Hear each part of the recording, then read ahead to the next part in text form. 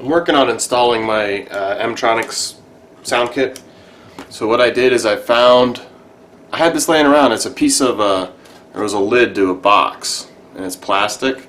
And I cut, it was a pain in the butt, but I cut this reinforcement, the edge off.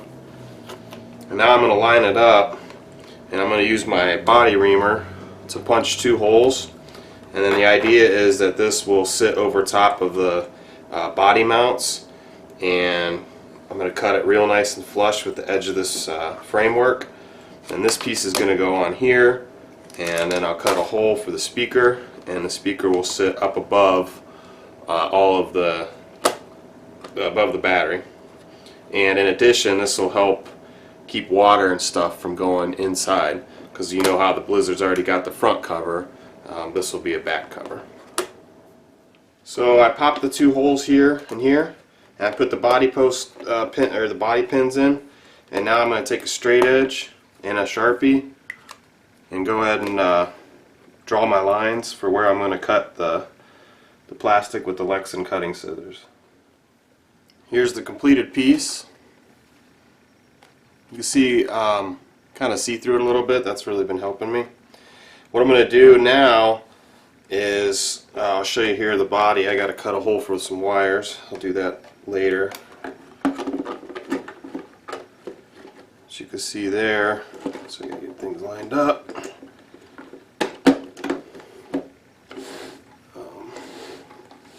Fits right on. Body clips do go in. I don't know where the heck the body. There they are. Okay. Body clips go on. So it is a tight fit. So what I'm going to do, instead of having the speaker on the top, I'm going to have the speaker on the bottom of this, and then I'll cut a small hole for to let the sound out. So what I'm going to do is, since I can see through this, I've got it lined up about exactly where I want it to be, and I'm just going to mark the corners pretty crudely there. And that will be good enough. Now what I can do is I can use my body reamer to cut me 4 holes. You can see. And then I'll put screws with nuts on them. Alright, so I got it finished. Well, at least the speaker's mounted. I had to space it out a little bit because the front of the speaker protrudes out. It was causing the plastic to bow. I cut some little holes for the sound. And that's going to sit right in here like this. There it goes. Nice and flush. The on-off switch in the back is I'm going to wire that up to the sound unit. That way if I don't want to use it, I can turn it on and off. I just finished hooking up the Digisound module. That's how I tucked it back in there. I'm going to turn this way. And the switch that you see here, that's what turns the power on to the sound module. Real quick here, I had to relocate the Digisound module because the speaker was hitting the wire harness. So I put it there on the side. There it is with everything installed. I'm going to put the body on and turn on the truck.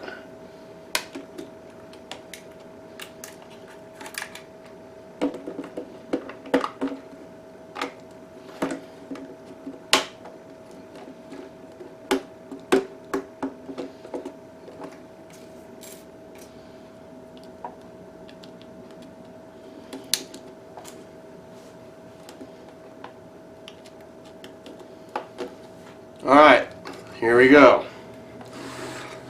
Hopefully the sound comes out good on camera.